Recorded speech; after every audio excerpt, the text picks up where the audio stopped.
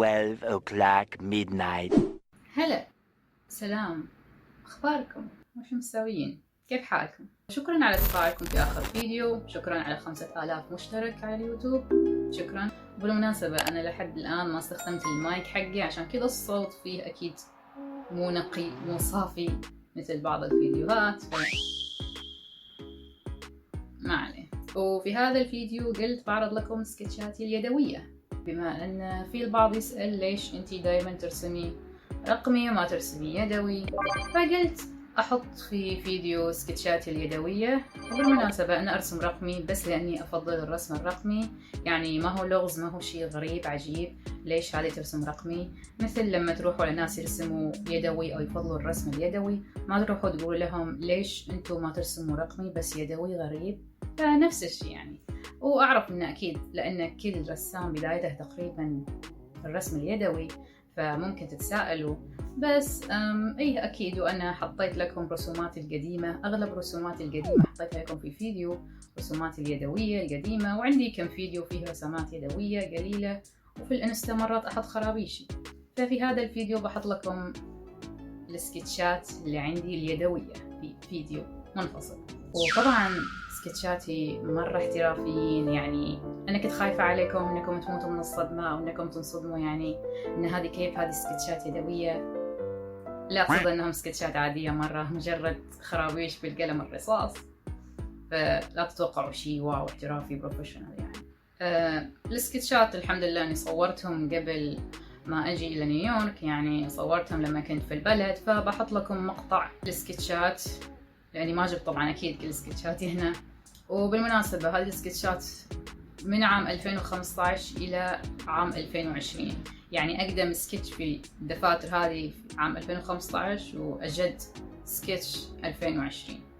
فراح تشوفوا أكيد في تغير في المستوى وكذا، ومو بالترتيب، لأن في مرات تركت صفحات فاضية في بعض السكتشات وبعدها رجعت ورسمت فيهم وكذا يعني، فما بيكونوا بالترتيب. فراح تشوفوا مرات المستوى نازل، ممكن مرات المستوى أعلى، مرات مستوى أقل، بس في النهاية هي مجرد خرابيش رسمتها لأني بس أبي أحرك يدي، وممكن مرات مجرد تنفيس الله أعلم، يعني مجرد بس خرابيش تحريك يد.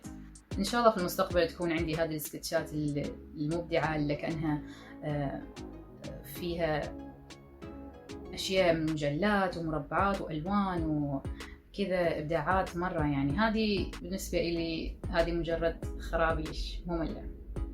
سكتشاتي حاليا مجرد خرابيش مملة، بس قلت أحطهم لكم في فيديو، ونتكلم في هذا الفيديو عن آخر موضوع قدنا نتكلم عنه، اللي هو موضوع رسمات المتابعين وكذا يعني. المهم قلت لكم آخر مرة أني بتكلم عن موضوع رسمات المتابعين مثل ما ذكرت في الفيديو السابق. أدري أني قلت قبل ما أنقطع عن اليوتيوب أني بسوي جزء ثاني من رسمات المتابعين، بس بعدها انقطعت ووقفت. بس أنا قررت أني ما بسوي مثل هذا النوع من الفيديوهات، يعني بوقف عنهم أو وقفت عنهم. هل يمكن أرجع لهم؟ الله أعلم، بس حاليا موقفة عنهم. السبب إنه ما أحسه مرة جوي، يعني أجلس وأقيم رسومات الآخرين واللي بيقول أساسا كذا وكذا وليش ما طلعتي رسمتي وغيره. ما أحب هذا النوع من الدراما في التعليقات، مع إنه في دراما في كل فيديو طبعا وهذا طبيعي أصلا. المهم قلت ما أبي أسوي هذا النوع من الفيديوهات، لأنهم أنا خلني أقيم نفسي أول وبعدها أفكر أقيم غيري. عذرا، هذا هو السبب لا أكثر ولا أقل، وما يحتاج كلام فيه أكثر من كذا. فهذه السالفة. لكن أنا صح قلت ما بسوي فيديوهات مثل كذا، لكن قلت لكم أني بسوي شيء بديل بسيط قريب له، وهو أني بضيف رسماتكم اللي حطيتوها أو بتحطوها لي على هاشتاجي نهاية كل فيديو، وابتداء من هذا الفيديو. يعني نهاية كل فيديو بضيف رسمات عشوائية من رسماتكم اللي ضفتوها أو بتضيفوها لي على هاشتاجي نهاية كل فيديو مع اسم حساباتكم وكذا يعني. فهذا هو الشيء البديل. فكرة جيدة جميلة صح؟ كل مرة أشوف رسمات جديدة على الهاشتاج بضيف 5 رسمات عشوائية من الهاشتاج نهاية كل فيديو. وطبعا إذا ما انضافت رسمات جديدة ما راح أعيد الرسومات اللي ضفتها في الفيديوهات اللي قبل، بس كل ما ألاحظ رسومات جديدة تنضاف راح أضيفها إن شاء الله نهاية كل فيديو. تقريبا 5 رسمات راح أختار. وبالنسبة للمانجا أشوف أن البعض لا زال يسأل وكذا. أولا شكرا للمتابعين الجدد واللي قرأوا مانجتي مؤخرا وكتبوا رأيهم وتعليقاتهم لي على الخاص، شكرا، أقدر كلامكم.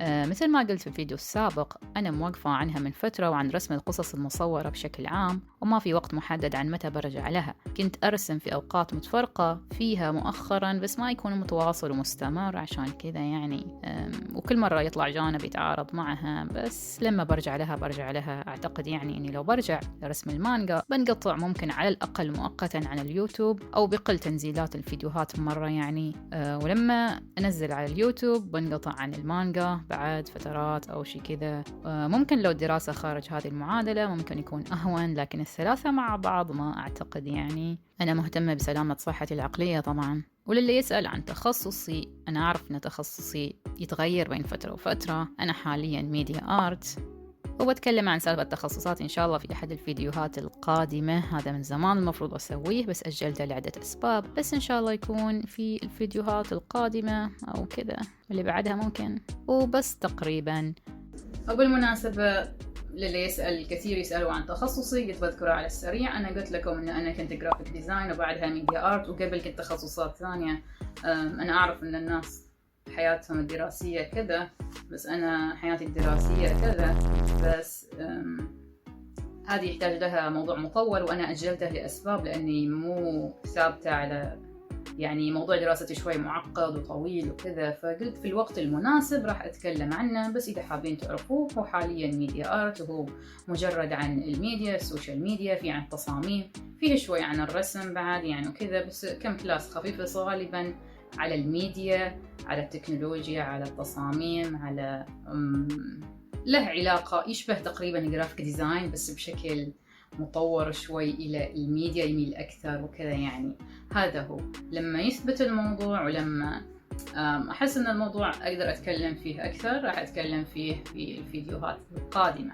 وبس تقريبا هذا هو. شكرا لأنكم وصلتوا لهذا الجزء من الفيديو. إذا عجبكم الفيديو لا تنسوا تسووا لايك، سبسكرايب وشير وهذه الأشياء عشان اليوتيوب يصدق إن أنا عندي قناة فشكرا على مشاهدتكم. أشوفكم في الفيديو الجاي. مع السلامة.